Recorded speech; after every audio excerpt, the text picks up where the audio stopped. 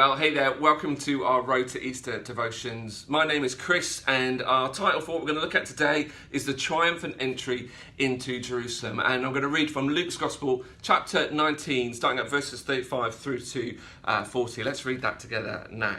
It says this: They brought it to Jesus, threw their cloaks on the colt, and put Jesus on it. As he went along, people spread their cloaks on the road. When he came near the place where the road goes down, the Mount of Olives, the whole crowd of disciples began joyfully to praise God in loud voices for all the miracles they had seen.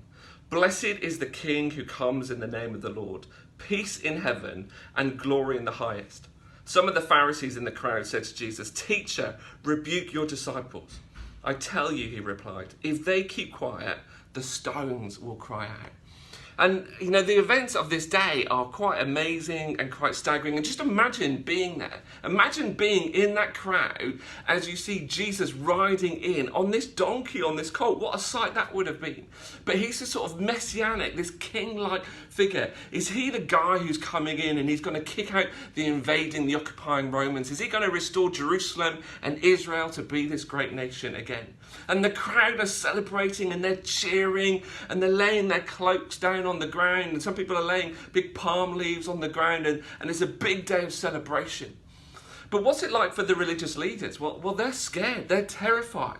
They see the crowd's response to Jesus and they're threatened by it. They don't welcome Jesus in, they're terrified of Jesus, they're threatened by Jesus, and they try to find ways to stop this sort of insurrection, I suppose, is how they see it. But my point that I'd like us to think about today is the difference between how the crowd responds on this day and how they respond in a few days' time. See, today is a day of celebration. They're welcoming Jesus. They're celebrating Jesus.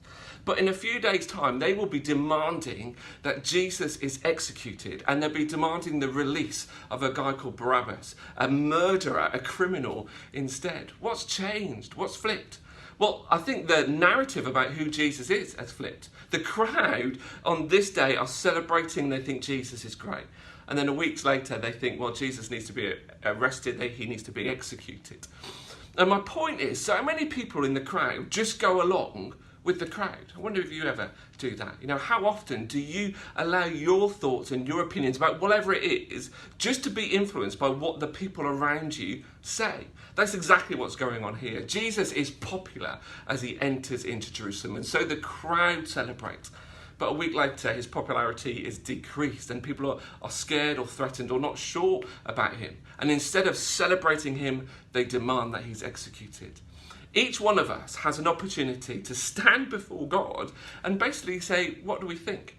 You know, not what does our friends think, not what do our parents think, not what do our kids think, not what do our neighbours think, but what do I think? You know, what do you think?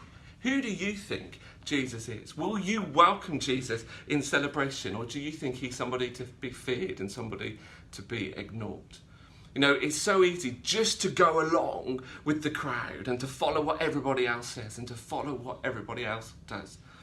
God asks you to make your own mind up. And as you consider Jesus and as you journey with us through these Road to Easter devotions, ask yourself that question. How will I welcome Jesus? What is my thoughts of Jesus? Who do I think Jesus is? Well, that's it from me for today. I hope you'll join us again tomorrow. Thank you.